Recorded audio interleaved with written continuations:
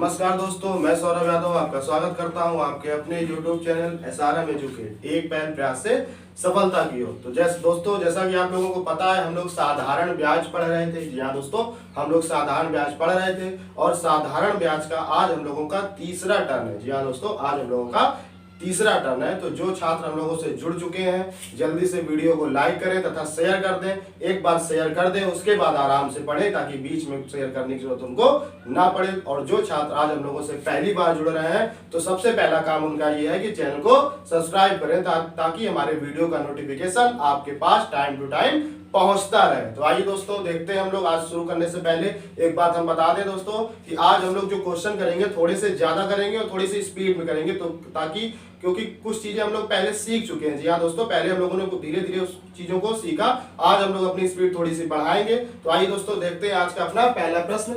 जैसा कि बोला गया है, कोई राशि साधारण ब्याज द्वारा किसी दर पर 3 वर्ष में, जी हाँ दोस्तों, 3 वर्ष में स्वयं की 7/6 गुना हो जाती है, दर ज्ञात करो। तो दोस्तों, जैसे पता है कि स्वयं की 7/6 गुना हो जाती है, यानी पहले अगर 6 रही होगी तो 3 वर्ष बाद दोस्तों कितनी हो गई? 7 हो गई। आपको दर बताना है, तो दर बराबर दोस्तों क्या होता है? दर बराबर होता है ब्याज गुणे 100 बटे मूलधन इंटू समय। तो दोस्तों ब्याज कितना है? 6 से 7 हो गई। ब्याज कितना है? 1 का गुणे 100 बटे मूलधन दोस्तों कितना है? 6 और समय कितना है? तो साफ साफ बोला गया है कितना कि 3 वर्ष में। यही दोस्तों आपका क्या है? आंसर है, यानी कि 100 बटे 18। इसको आप काट सकते हैं तो 50 बटे 9%, यही आपका आंसर है। सही बटे में अगर आप देना चाहो तो 9 पना 45, यानी कि 5 सही 5 बटे 9%। 5 सही 5 बटे 9%, यही दोस्तों आपका क्या होगा? आंसर होगा। जी हाँ दोस्तों, आइए दोस्तों देखते हैं जल्दी से हम लोग आज का अपना दूसरा प्रश्न। बोला गया है, कौन सी राशि साधारण ब्याज से 5 वर्षों में 520 और 7 वर्षों में 568 हो जाएगी? जी हाँ दोस्तों, इसमें आपसे राशि पूछी गई है। आगे क्वेश्चन आएंगे, उसमें आपसे दर भी पूछी जाएगी। तो जल्दी से समझने की कोशिश करिएगा थोड़ा ध्यान से। जैसा कि हम लोग पहले सीख चुके हैं कि साधारण ब्याज जो होता है दोस्तों, वो हर साल कैसा मिलता है? बराबर मिलता है। जैसे अगर इस साल 10 रुपए मिला तो अगले साल भी क्या होगा? 10 रुपए मिलेगा। अगले साल भी क्या होगा? 10 रुपए मिलेगा। तो जैसा कि दोस्तों यहाँ बोला गया कि 5 वर्षों में 520 और 7 वर्षों में 568 हो गई, यानी ये 520 से 568 हुई, कितनी बढ़ी? तो आप बोलेंगे 40 20 60, यानी कि 48 बढ़ गई। जी हाँ दोस्तों, कितनी बढ़ गई? तो 48 बढ़ गई दोस्तों। 48 और 20 48 कितने होते हैं दोस्तों? 68 होते हैं, यानी 48 बढ़ गई। तो हम बोल सकते हैं ये राशि 2 वर्ष में 48 बढ़ी। जी हाँ दोस्तों, यानी ये 48 क्यों बढ़ी?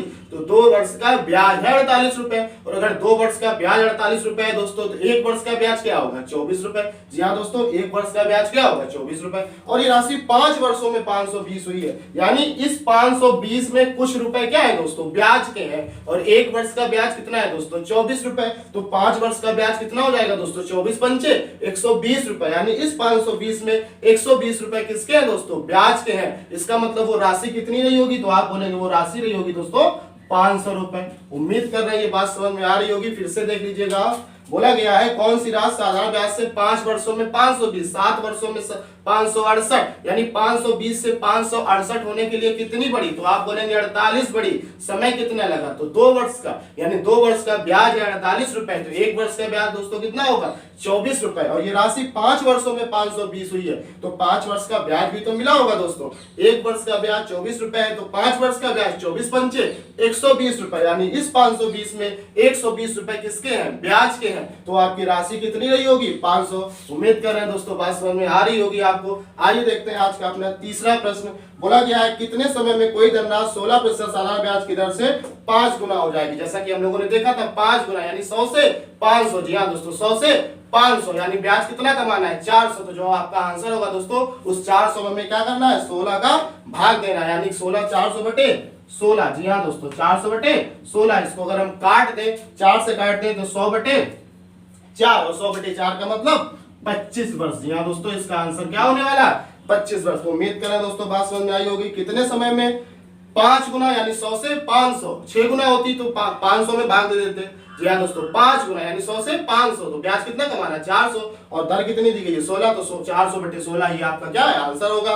काट दिया हम लोगों ने तो 25%। उम्मीद करें दोस्तों ये तीनों क्वेश्चन आपको अच्छे समझ में आए होंगे। जल्दी से नोट कर लीजिएगा, स्क्रीनशॉट ले लीजिएगा। आगे बढ़ते हैं हम लोग अभी। तो आइए दोस्तों देखते हैं हम लोग आज का अपना चौथा प्रश्न। बोला गया है निश्चित धनराशि 8 वर्ष उधार दी जाती है, यदि ब्याज की दर 10.5% अधिक होती तो 21 रुपए ब्याज अधिक प्राप्त होते। मूलधन ज्ञात करना। जी हाँ दोस्तों, तो जैसा कि पहले क्वेश्चन हम लोगों ने किया था कि ब्याज जैसे पैसा 5 साल जमा किया गया और ब्याज की दर 2% बढ़ा दी जाए तो हमें ब्याज कितना ज्यादा मिलेगा, तो 5 दो नहीं 10% ज्यादा मिलेगा। ब्याज की दर 3% बढ़ा दी जाए, पैसा 10 साल के लिए जमा किया गया है तो जो ब्याज मिलेगा ज्यादा कितना मिलेगा, 10 या 30%। तो सेम दोस्तों यहाँ पे दर कितनी है 10.5, समय कितना है 8, तो इसका इसमें गुणा करेंगे 10 अठे 80, आधा अठे 4 यानी कि 84% ब्याज ज्यादा मिलेगा। और प्रश्न में बोला गया है कि 21 रुपए ब्याज अधिक मिलता है, यानी 84% बराबर किसके दोस्तों, 2100 के बराबर। अगर हम इसको काट दें तो 21 चौक 84 और 21 से कम 21, यानी 4% किसके बराबर दोस्तों, 100 के बराबर। 4% 100 के बराबर। आपसे बोला गया राशि ज्ञात करो, तो राशि तो दोस्तों हमेशा 100% होती है, यानी अगर इसमें 25 से गुणा कर दें तो 25 चौक 100 और 100 में 25 गुणा करेंगे तो 2500, यानी राशि कितनी होने वाली है दोस्तों, कितनी मूलधन था तो जमा किया गया था या उधार लिया गया था, तो आप बोलेंगे 25 रुपए। जब दोस्तों आप बुक खोलेंगे तो इस टाइप के क्वेश्चन आपको 4-5 देखने को मिलेंगे। कहीं दर आपको बढ़ा दी गई होगी, कहीं दर कम कर दी गई होगी, कहीं आधा % बढ़ा दी गई, कहीं 2% बढ़ा दी गई। कुछ नहीं करना आपको, जो दर बढ़ा दी गई है समय में गुणा कर देना है और वहां बोला गया होगा कितना ब्याज अधिक मिलता है उसके बराबर कर देना है। 100% का आपको क्या करना है दोस्तों, मान निकाल लेना है। तो दोस्तों उम्मीद कर रहे हैं बात समझ में आई होगी। आइए दोस्तों जल्दी से देखते हैं हम लोग आज का अपना 5वां प्रश्न। या दोस्तों 5वां प्रश्न जल्दी से करिएगा, इसको जल्दी से आंसर कमेंट बॉक्स में लिखिए दोस्तों। बोला गया दोस्तों किसी धन पर 3 वर्ष के लिए 12 से 1/2%। आपको पता है दोस्तों 12 से 1/2% मतलब क्या होता है, 1/8। जी हाँ दोस्तों 1/8, यानी अगर 8 मूलधन है तो 1 क्या मिल रहा है, ब्याज। लेकिन ये 1 साल का ब्याज है दोस्तों। 8 अगर मूलधन है, या दोस्तों 8 अगर क्या है मूलधन है तो ब्याज कितना है, 1 साल का। और ये बात कितने साल की हो रही है, 3 वर्ष के लिए। यानी अगर 1 साल का ब्याज अगर 1 रुपए है तो 3 साल का ब्याज दोस्तों कितना हो जाएगा, 3 रुपए। 3 साल का ब्याज कितना हो जाएगा दोस्तों, 3 रुपए। अब आपसे यहाँ बोला गया है कि दर से साधारण ब्याज मूलधन से 45 रुपए कम है। यानी दोस्तों मूलधन कितना है 8, ब्याज कितना है दोस्तों 3, तो जो ब्याज है वो मूलधन से कितना कम है, तो आप बोलेंगे 6 कम है। जी हाँ दोस्तों 6 कम है। जी हाँ दोस्तों 6 कम दोस्तों कम है, 6 नहीं दोस्तों कम है। 12 से 1/2 कितना कम है, 5 कम है दोस्तों। कितना कम है, 5 कम है। जी हाँ दोस्तों मूलधन कितना है 8, ब्याज कितना है 3, तो दोस्तों कितना कम है, 5 कम है। जी हाँ दोस्तों 5 कम है। प्रश्न में बोला गया कितना कम है, तो आप बोलेंगे 4500 कम है। जी हाँ दोस्तों साफ साफ लिखा है कि किसी धन पर 3 वर्ष के लिए 12 से 1/2% की दर से साधारण ब्याज मूलधन से 45 रुपए कम है। और हमारे हिसाब से कितना कम है, 5 कम है, यानी 5 बराबर 4500 के, तो 1 बराबर दोस्तों 900 के। 1 बराबर दोस्तों 900 के। आपसे बोला गया मूलधन याद करो, मूलधन दोस्तों कितना है 8 पार्ट है और 1 पार्ट की वैल्यू 900 है, तो 8 पार्ट की वैल्यू कितनी हो जाएगी दोस्तों, 7200 रुपए। जी हाँ दोस्तों 8 पार्ट की वैल्यू कितनी हो जाएगी, 7200 रुपए। फिर से देखिएगा 12 से 1/2% का मतलब 25% का आधा, 25% होता है 1/4, तो उसका आधा 1/8। 8 अगर मूलधन है तो 1 ब्याज होगा, 1 ब्याज 1 साल का है तो 3 साल का ब्याज 3 होगा। 8 जो है 8 मूलधन 3 साधारण ब्याज, तो जो साधारण ब्याज है वो मूलधन से कितना कम है, तो आप बोलेंगे 5 कम है।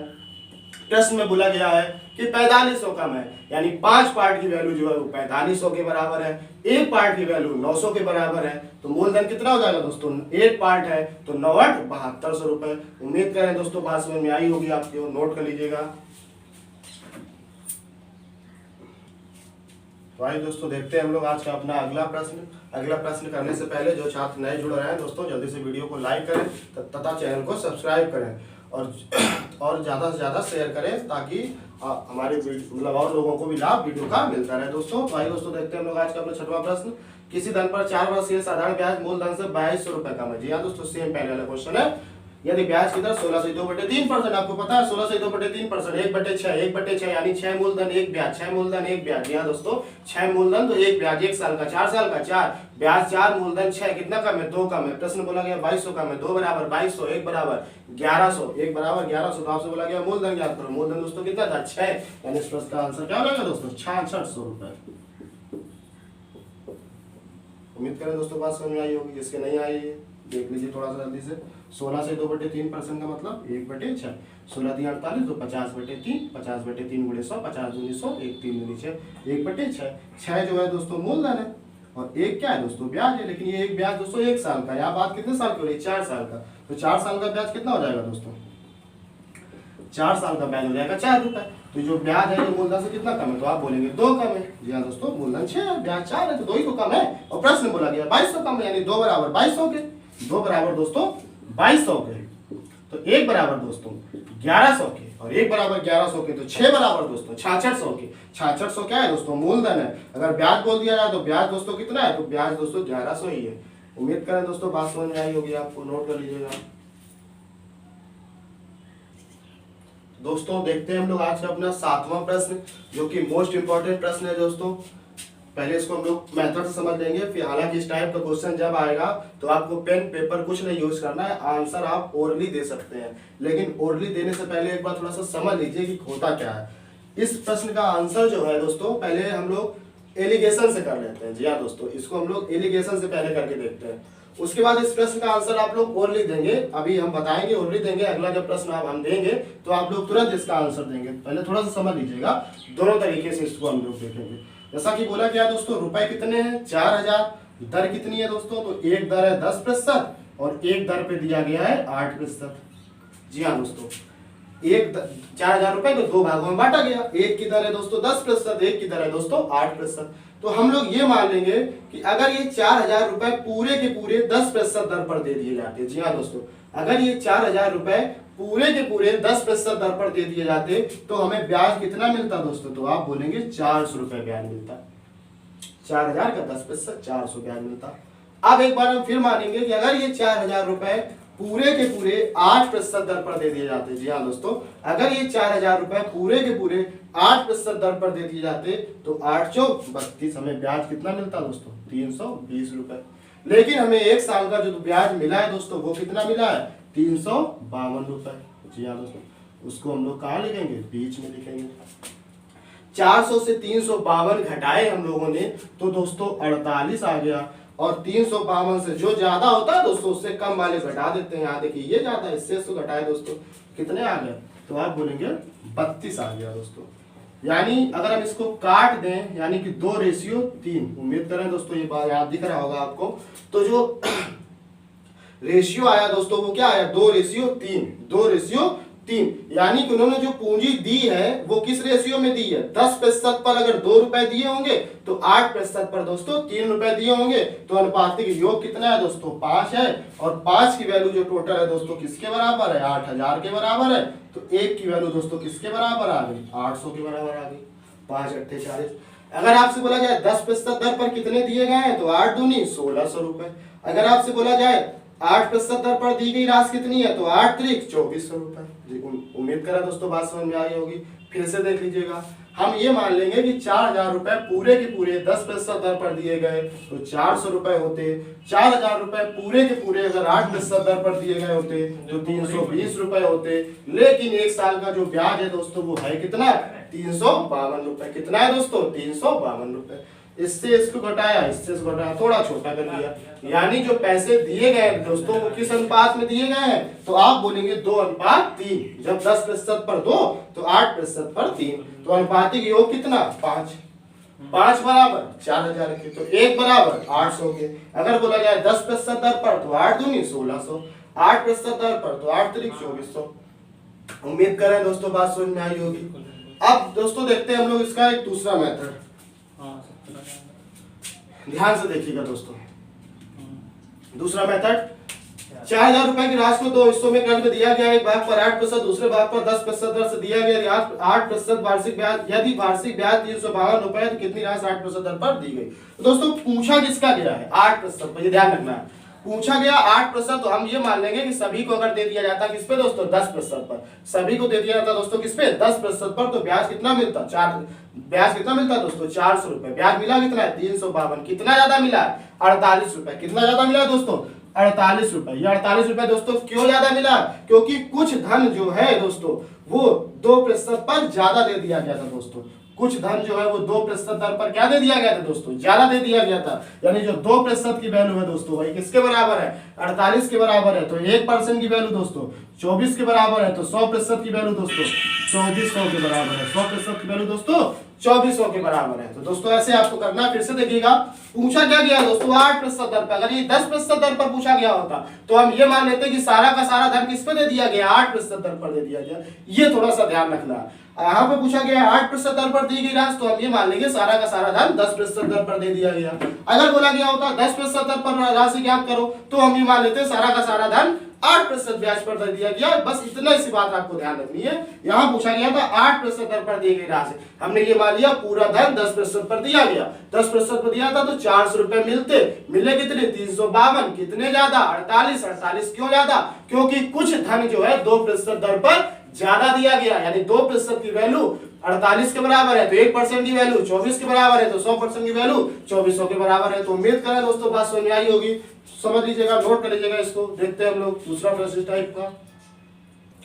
तो आइए दोस्तों देखते हैं हम लोग अपना 8वां प्रश्न जो कि 7वें प्रश्न पर आधारित है। जल्दी से आंसर दीजिएगा कमेंट बॉक्स में। थोड़ा सा हम वेट कर रहे हैं दोस्तों, जल्दी से आंसर दीजिएगा दोस्तों। और जो छात्र नए जुड़ रहे हैं जल्दी से चैनल को सब्सक्राइब करें तथा वीडियो को लाइक करें और ज्यादा से ज्यादा शेयर करें। दोस्तों जल्दी से आंसर दीजिएगा। उम्मीद कर रहे हैं आप लोगों ने आंसर दिए होंगे, कोशिश की होगी दोस्तों। आप जल्दी से देखिएगा। यहाँ पे कह रहा है 16,000 रुपए की राशि को 2 हिस्सों में कर्ज में दिया गया। एक भाग पर 4%, दूसरे भाग पर 5% दर से। यदि वार्षिक ब्याज कितना है दोस्तों 700 रुपए, तो कितनी राशि 4% दर पर उधार दी गई। बस यहाँ दोस्तों ध्यान देना 4% पर पूछा गया है तो हम ये मान लेंगे कि पूरी की पूरी राशि 5% दर पर उधार दी गई। और अगर पूरी राशि 5% दर पर उधार दी गई होती दोस्तों ब्याज कितना मिलता 16/5 यानी कि 800 ब्याज मिलता। ब्याज मिला कितना है दोस्तों 700। कितना ज्यादा मिल जाता या कितना कम मिला है दोस्तों तो 100 की वैल्यू दोस्तों किसके बराबर है? क्योंकि कुछ भाग जो है वो 4% दर पर उधार दिया गया था। कुछ भाग जो है वो 4% दर पर उधार दिया गया था, यानी 100 की जो वैल्यू है दोस्तों वो किसके बराबर है? तो आप बोलेंगे 1% के बराबर। 1% बराबर दोस्तों क्या है 100। तो 100% बराबर दोस्तों क्या हो जाएगा? तो 100% बराबर हो जाएगा दोस्तों 10,000 रुपए। जी हाँ दोस्तों 100% बराबर क्या हो जाएगा 10,000 रुपए। यहाँ थोड़ा सी आपको ध्यान ये रखना है। अगर ये बोल देता कि 5% दर पर राशि ज्ञात करो, कितना धन दिया गया, तो हम मान लेते हैं कि सारा धन 4% दर पर दिया गया। 4% दर पर दिया जाता दोस्तों तो 16 चौक 64 यानी कि 640 रुपए प्राप्त होते। और हुए कितने दोस्तों 700। तो इसमें अंतर कितने का है दोस्तों? तो आप बोलेंगे इसमें अंतर जो है दोस्तों 60 का, यानी 1% बराबर तब क्या होता 60 के होता। 100% बराबर दोस्तों क्या होता? तो आप बोलेंगे 100% बराबर दोस्तों 6,000 होता। यहां से भी देखिए दोस्तों 4% पर कितना है 10,000, तो 5% पर कितना होगा 6,000। ध्यान आपको ये रखना है कि पूछा किसका गया। अगर 4% दर पर पूछा गया है तो सारी राशि आप क्या मान लेंगे कि 5% दर पर दे दी गई। और अगर 5% दर पर पूछा जाए तो सारी राशि आप ये मान लो कि 4% दर पर दे दी गई। तो उम्मीद करें दोस्तों बात समझ में आ रही होगी आपको। स्क्रीनशॉट ले लीजिएगा इसका जल्दी से। तो आइए दोस्तों देखते हैं हम लोग अपना 9वां प्रश्न। जी हाँ दोस्तों जल्दी से देखिएगा। 1500 रुपए की राशि को 2 हिस्सों में कर्ज दिया गया है। एक भाग पर 10%, दूसरे भाग पर 7% दर से। यदि 3 वर्ष का ब्याज, यहाँ दोस्तों यहाँ ध्यान रखना है अब की ब्याज कितना दिया गया 3 वर्ष का ब्याज। हमें मतलब किससे 1 वर्ष के ब्याज से। 3 वर्ष का ब्याज 396 है दोस्तों। तो 1 वर्ष का ब्याज कितना होगा 3 एकम 3, 3 त्रिका 9, 3 दूनी 6, 132 रुपए। अब इस 396 से हमें कोई लेना देना नहीं है। पूछा क्या गया है दोस्तों 10% दर पर उधार दी गई। तो हम लोग मान क्या लेंगे दोस्तों सारी की सारी राशि उधार दे दी गई थी 7% दर पर। जी हाँ दोस्तों 10 का पूछा गया है तो 7% पर मान लेंगे। 15 सत्ते दोस्तों कितना होता है 105, यानी हमें ब्याज कितना मिलता है 105 रुपए ब्याज मिलता। लेकिन दोस्तों हमें मिला कितना है? मिला कितना है दोस्तों 132। कितना ज्यादा मिला है? तो आप बोलेंगे 27 ज्यादा मिला है। कितना ज्यादा मिला है दोस्तों 27। ये 27 ज्यादा क्यों मिला है? क्योंकि कुछ धन 10% दर पर उधार दिया गया है, यानी कि 3% की वैल्यू दोस्तों 27 के बराबर है। तो 1% की वैल्यू दोस्तों 9 के बराबर है। तो 100% की वैल्यू दोस्तों 900 के बराबर होगी। तो अब दोस्तों हम ये उम्मीद कर सकते हैं कि इस टाइप के प्रश्न आपको अच्छे से समझ में आए होंगे। बस आपको ध्यान ये रखना है, एक हम लोगों ने एलिगेशन से भी किया और फिर उसका डायरेक्ट आंसर हम लोग दे सकते हैं। बस ध्यान सिर्फ ये रखना है आपको दोस्तों कि पूछा किसका गया है।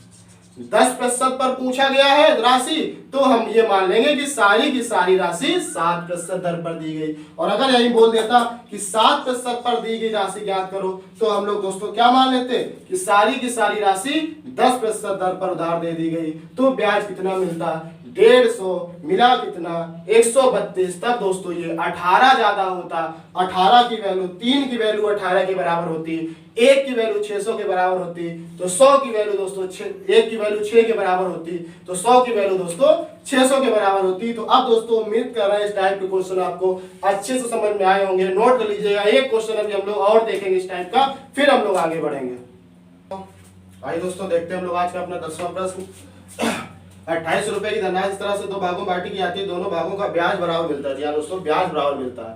ब्याज बराबर मिलता है पहले भाग पर 5 वर्ष के 9%, यानी ब्याज दोस्तों कितना होगा, तो 9 पर ना 45% अनुपात लगा दीजिए। तो तब दूसरे भाग पर 6 वर्ष के लिए 10%, यानी ब्याज दोस्तों कितना होगा 60%। काट देते हैं, यानी कि 3:4। तो दोस्तों होता क्या है, ये क्या है, ये दोस्तों ब्याज है। ये दोस्तों क्या है, ब्याज है। तो जब ज्यादा धन लगाएंगे दोस्तों तो ब्याज हमें क्या मिलेगा, ब्याज जो है, जैसे कि यहाँ बोला गया 2800 रुपए की धनराशि को इस तरह दो भागों में बांटिए कि दोनों भागों का ब्याज जो है दोस्तों कैसा मिलता है, बराबर। जैसे हमें रुपए बराबर है, दो भाग जो है वो रुपए बराबर है। यह रुपए है, जैसे मान लीजिए एक 10 रुपए है, ये 20 रुपए है, और एक मान लीजिए 30 रुपए है। अब हमें इनको उधार देना है, अब इनसे हमें ब्याज जो है वो बराबर लेना है। तो करना क्या पड़ेगा दोस्तों, इसकी दर हम लोग बढ़ा देंगे, इसकी दर हम लोग कम कर देंगे, तभी ब्याज आपस में क्या होगा, बराबर होगा। तो होता क्या है दोस्तों, अगर हम इसको रिवर्स कर दें दोस्तों, यानी क्या कर दें 4:3 कर दें, तो ये दोस्तों क्या हो जाएगा, ये उनके द्वारा लगाए गए दिए गए रुपयों का भाग हो जाएगा। यानी 4 3 7 बराबर दोस्तों किसके, 2800 के। 4 3 7 बराबर किसके, 2800 के। तो 1 बराबर किसके, 400 के। तो भाग दोस्तों कितना हो जाएगा, 4 चौक 1600 और 4 तिहाई 1200। यही दोस्तों क्या होगा, इस प्रश्न का आंसर होगा। नोट कर लीजिएगा जल्दी से। तो दोस्तों जैसा कि आज हमने पहले ही बोला था कि आज हम लोग जो क्वेश्चन करेंगे कुछ ज्यादा करेंगे डेली के टर्म पे, तो उसी क्रम में दोस्तों अब हम लोगों का जो साधारण ब्याज वाले प्रश्न, साधारण ब्याज में जो टाइप है आपकी दोस्तों क्या है, किस्त पर आधारित प्रश्न। जी हाँ दोस्तों, किस पे आधारित प्रश्न, किस्त पे आधारित प्रश्न। ये मोस्ट इंपॉर्टेंट क्वेश्चन होते हैं इस टाइप के दोस्तों, अक्सर परीक्षाओं में पूछे जाते हैं और हम लोग परीक्षा में छोड़ के चले जाते हैं दोस्तों। तो आइए समझने की कोशिश करिएगा होता क्या है दोस्तों किस्त पर आधारित प्रश्न। जो किस्त पर आधारित प्रश्न होते हैं, जैसा कि आपको पता है कि जो ब्याज या पैसा जो हम लोग उधार लेते हैं तो वो दो तरीके से लेते हैं, दो लोगों से बोल सकते हैं, दो लोगों से लेते हैं। एक पैसा हम क्या करते हैं, बैंक वालों से उधार लेते हैं, और एक पैसा हम क्या करते हैं दोस्तों, किसी आदमी से उधार लेते हैं। तो पहले हम लोग बैंक की बात कर लेते हैं दोस्तों, कि बैंक से जब पैसा उधार लिया जाता है, जैसा कि अगर हम आपसे बोले कि आपने 1640 रुपए बैंक से उधार दिए। जी हाँ दोस्तों, उधार दिए, क्या उधार लिए, आपने बैंक से 1640 रुपए उधार लिए, और जो ब्याज की दर है दोस्तों वो कितनी है, 5% है। तो और ब्याज की दर दोस्तों कितनी है, 5% है।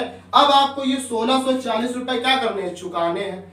तो होगा क्या, हम लोग पहली साल 800 रुपए दे देंगे, दूसरी साल 800 रुपए दे देंगे, और हमारा लोन क्या हो जाएगा दोस्तों, चुकता हो जाएगा। हमारा लोन दोस्तों क्या हो जाएगा, चुकता हो जाएगा। अब किसी को लग रहा होगा ऐसा कैसे, लिया हमने 1640 रुपए और 8 तो 1600 रुपए ही हुए, और हमारा लोन कैसे चुकता हो गया। तो जी हाँ दोस्तों, ऐसा ही होता है। हम 1640 रुपए लेंगे और 8 1600 रुपए देंगे, और हमारा लोन क्या हो जाएगा, चुकता हो जाएगा। क्यों लोन चुकता हो जाएगा दोस्तों, जैसे हम लोग कोई उधार जब लेते हैं तब उसकी किस्त कब देते हैं जाके, तो उसकी किस्त हम देते हैं दोस्तों 1 साल के बाद। जी हाँ दोस्तों, डाउन पेमेंट की बात अलग है, अभी वो भी आएगी। डाउन, जैसे कोई हमने मोटरसाइकिल खरीदी तो हमने कुछ रुपए उसको डाउन पेमेंट के तौर पे जमा की, उसकी बात अभी नहीं हो रही है, किस्त की बात हो रही है दोस्तों। किस्त हम लोग कब देते हैं, जब पैसा उधार लेते हैं तुरंत हम लोग किस्त देने नहीं चले जाते हैं। अगर मंथली किस्त है तो हम 1 महीने बाद देंगे जाके, अगर वार्षिक किस्त है तो हम लोग 1 साल के बाद देंगे जाके। तो दोस्तों होता क्या है, जब हमने 800 रुपए दिए, अब जब हम अगली साल देंगे तो बैंक इस 800 का 5% दोस्तों क्या होता है, 40। इस 800 का 5% दोस्तों क्या होगा, 40। यानी इस 800 से 40 रुपए, यानी टोटल जो धन है, मूलधन दोस्तों वो कितना हो जाएगा, 1640 रुपए। यानी कि जितना हमने पैसा लिया था उतना ही पैसा बैंक ने हमसे वसूल लिया। तो ये सिस्टम होता है दोस्तों किस्त लेने का। तो उम्मीद करें दोस्तों बात समझ में आई होगी। अब हम लोग सीधे प्रश्न पे चलते हैं और 2-3 प्रश्न अच्छे समझने की कोशिश करते हैं दोस्तों। तो दोस्तों देखते हैं हम लोग किस्त पर आधारित प्रश्न का पहला क्वेश्चन। जी हाँ दोस्तों, कि 1720 रुपए को 4 साल के बाद देने हैं। 1720 रुपए का लोन है दोस्तों, 4 साल के बाद देना है। यदि वो 4 बराबर किस्तों में क्या कर रहा है दोस्तों, ऋण को चुकाना चाहता है, तो प्रत्येक किस्त कितने रुपए की होगी, यदि ब्याज की दर दोस्तों कितनी है 5%। या दोस्तों ब्याज की दर कितनी है 5%। तो इस टाइप का प्रश्न, जरा इसके हमने ऑप्शंस भी लिखे हैं दोस्तों। पहले हम लोग ऑप्शन से एक बार बता देते हैं, फिर अभी हम लोग करेंगे कि करना कैसे है। जैसे दोस्तों अगर ऑप्शन पे नजर डालें तो हमें रुपए कितने देने हैं 1720, यहाँ दोस्तों कितना है 500। दोस्तों तो बहुत ज्यादा हो जाएगा। 500 होता क्या है, जब हम लोग बैंक से ये जो ऋण है ना, इसकी जो किस्त होगी दोस्तों, उसको जब हम सबको मिला देंगे तो वो 1720 से क्या होनी चाहिए, कम होनी चाहिए, ज्यादा नहीं होनी चाहिए दोस्तों। ये बात ध्यान रखनी है। किस्त को जैसे 4 साल की किस्त है, तो अगर बोल दिया जाए क्या 500 किस्त हो सकती है दोस्तों, 500 नहीं हो सकती, क्योंकि 5 चौक 200 यानी कि 2000 हो जाते हैं। यानी इसका जो आंसर होगा दोस्तों, उसका जब किस्त का हम जोड़ेंगे तो वो 1720 से क्या आनी चाहिए, कम आनी चाहिए। तो दोस्तों 600 आंसर हो नहीं सकता, 500 आंसर हो नहीं सकता। 300 दोस्तों क्या है, देखिए बहुत कम है, 3 चौक 1200 बहुत कम है। यानी इसका जो सही आंसर होगा दोस्तों वो क्या होगा 400। यानी किस्त का मान दो दोस्तों है कितना है 400। अब देखिए करना कैसे होता है, पहले एक बार समझ लीजिएगा अच्छे से। जैसा कि हमें 4 साल में लोन चुकाना है दोस्तों, 4 साल में 1 2 3 4, यहाँ पे हमने लोन लिया। अब हमें 4 साल में लोन क्या करना है, चुकाना है। तो हम लोग ये मान लेंगे कि ये जो पहली किस्त है दोस्तों कितनी है 100 रुपए है। पहली किस्त कितनी है 100 रुपए है। अब दर दोस्तों कितनी है 5%, यानी 100 का 5% क्या होगा 5 रुपए। यानी बैंक हमसे 100 का 5 रुपए यहां लेगी, 5 रुपए यहां लेगी, 5 रुपए यहां लेगी। यानी इस 100 पे उसने कितने रुपए लिए, तो आप बोलेंगे 15 रुपए। फिर जब हम यहाँ किस्त देंगे जाके उसको 100 रुपए, तब वो इस 100 रुपए से दोस्तों कितने रुपए लेगी, तो आप बोलेंगे जब 100 रुपए हमने यहाँ दिए, फिर उसने हमसे कितने लिए 10 रुपए। उसके बाद जब हम फिर यहाँ पे 100 रुपए देंगे दोस्तों, तो वो इस 100 पे हमें कितने लेगी 5 रुपए। और फिर हम यहाँ पे 100 रुपए दे देंगे दोस्तों, 100 रुपए फिर हम दे देंगे। तो दोस्तों होगा क्या 100 200 300 400। जी हाँ दोस्तों 100 200 300 और 400, 400 रुपए तो ये हो गए दोस्तों। अब दोस्तों देखिए 5 5 10 5 15, 15 10 25, 25 5 30। तो दोस्तों हो क्या गया, ये जो दोस्तों किस्त हो गई वो दोस्तों कितनी हो गई 430। यानी कि जो 430 है दोस्तों वही किसके बराबर है 1720 के बराबर है। अगर हम 43 से इसको दोस्तों काट दे दोस्तों, तो ये कितनी बार है 4 3 12 तो जी दोस्तों ये 1 बराबर दोस्तों कितना आ जाएगा 4 आ जाएगा। तो 100 बराबर दोस्तों 100 किस्त मानी थी, 100 किसके बराबर हो जाएगी दोस्तों 400 के बराबर। करना क्या है दोस्तों, जरा यहाँ आप ऐसे समझ लीजिएगा, आपको कुछ नहीं करना है, आपको ये मानना है कि हमने जो किस्त पहले महीने की मानी कितनी मानी 100। अब क्या करना है आपको, अगले साल की जब बात होगी तो 5 इसमें जोड़ देना यानी कि 105। अगले साल की जब बात होगी फिर आप इसमें 5 जोड़ देना यानी कि 110। अगले साल की बात होगी फिर आप इसमें 5 जोड़ देना यानी कि 115। अब इनको सबको आपको जोड़ लेना है 100 200 300 400, 15 10 25 5 30। यानी जो कुल अमाउंट हो गया दोस्तों कितना हो गया 430। और प्रश्न में बोला गया है कि 430 नहीं है दोस्तों 1720 है। तो 0 से 0 कट गया, यानी एक पार्ट की वैल्यू कितनी आ गई 4 के बराबर आ गई। तो आपसे बोला गया था प्रत्येक किस्त का मान ज्ञात करो।